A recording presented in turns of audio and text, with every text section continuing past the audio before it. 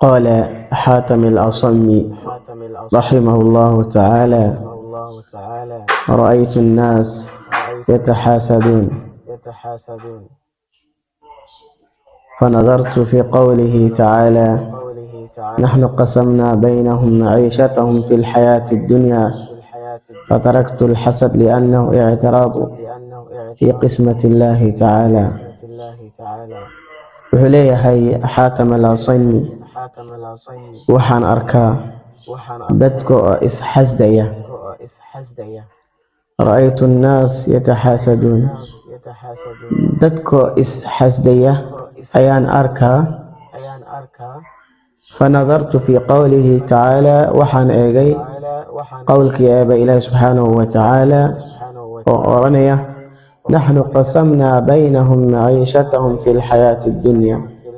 innaga ayaan u qaybinay noloshooda dhexdooda ayaan noloshooda u kala qaybinay. qofna waxaan ka dhignay taajir, qofna dhexdhexaad baan ka dhignay, qofna faqiir baan ka dhignay.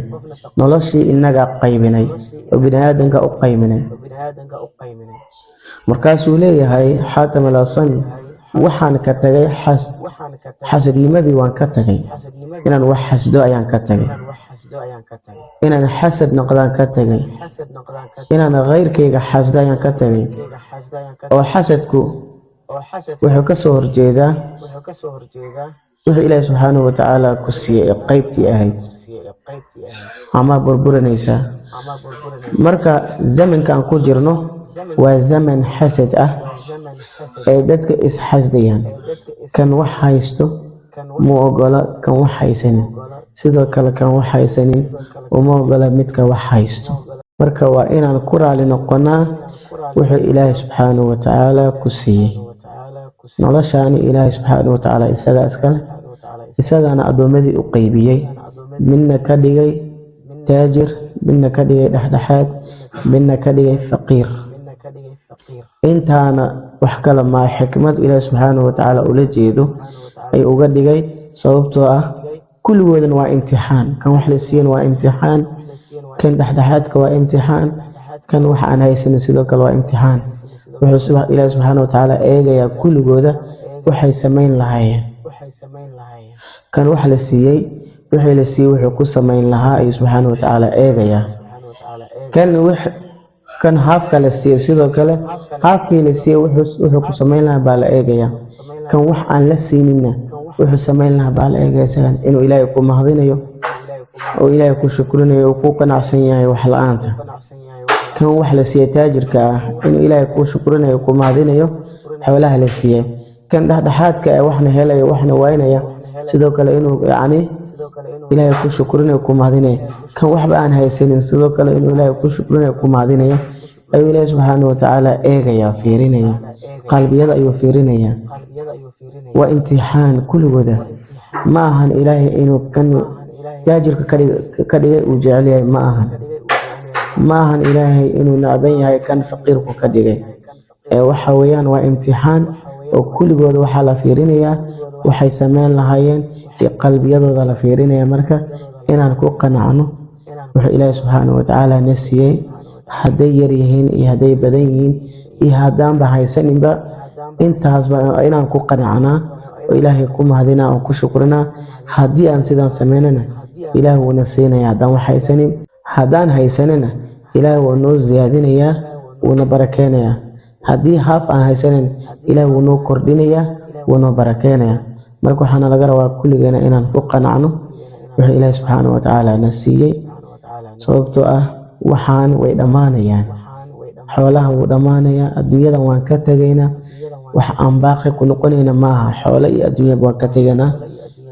meel barzakh la yiraahdo ayaa noo dambayso oo xisaab iyo wax walbo naga horeeyaan iyo camalka aan sameynay naga horeeyaan.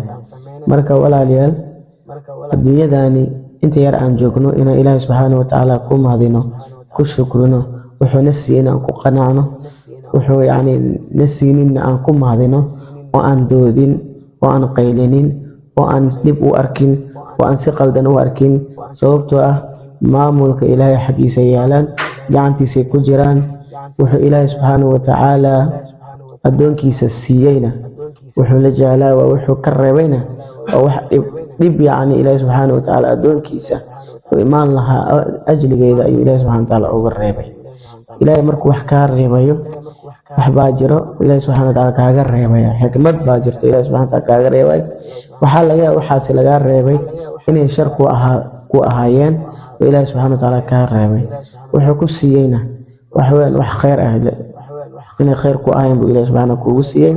ilaahay qur-aankiisa wuxuu ku leeyahay كتب عليكم القتال وهو كره لكم وعسى أن تكرهوا شيئا وهو خير لكم وعسى أن تحبوا شيئا وهو شر لكم وعسى أن تكرهوا شيئا وحلقيا وإن تكرهسنيسيد وهو خير لكم إن خير كتاي وعسى أن تحبوا شيئا وحلقيا وإن جعشهاي أما جعل وعسى أن تحبوا شيئا شيئا وحلقيا وإن جعشهين شيئا جعشين وهو شر لكم أي إذيهين وحشرة.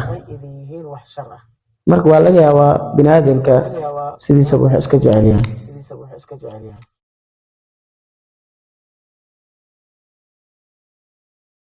inay shar ka tahay ilaahay uusan ku siinin kaa reebo waxa dhibsanaysidna ilaahay ku siiyo ilaahayna xaqiisa ka yihiin khayr.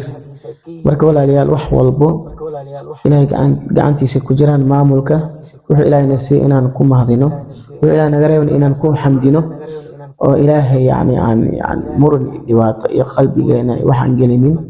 ilaahay baa maamulka hayo noloshaana ilaahay baa hayo sababtoo ilaahay addoonkiisa wax uma waynin waxna kuuma waynayo intaad nooshahay qalbigaaga geli ma waynaysid waxaa cuntid ma waynaysid wax la-aan ma noqonaysid ha yaraadaane wax un waad helaysaa. marka waxa weeyaan waxaana laga rabaa keliya qanacsanaan un baan laga rabaa inaan ilaahay subxaanahu watacaala ku qanacsanaano wax ma waynayna insha allah waxna qaldayna fi shaytaan bay ka ahaadeen waxaan saxafa min allah hada billahi tawfiiq. السلام عليكم ورحمة الله تعالى وبركاته.